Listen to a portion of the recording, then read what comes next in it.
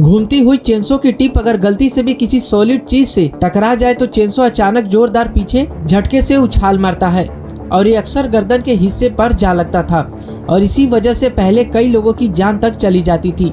लेकिन आज के समय में मार्केट में आने वाली नई चेंसो एडवांस सेफ्टी फीचर्स के साथ डिजाइन की जाती है। जैसे ही चेंसो की टिप किसी सॉलिड चीज से टकराती है और पीछे उछाल मारने की कोशिश करती है, वैसे ही इसमें लगा सेंसर तुरंत इसे डिटेक्ट कर लेता है और चेंसो की रोटेशन को अपने आप रोक देता है। इसी सेफ्टी टेक्नोलॉजी की वजह से आज कई लोगों की जान बच पाई है।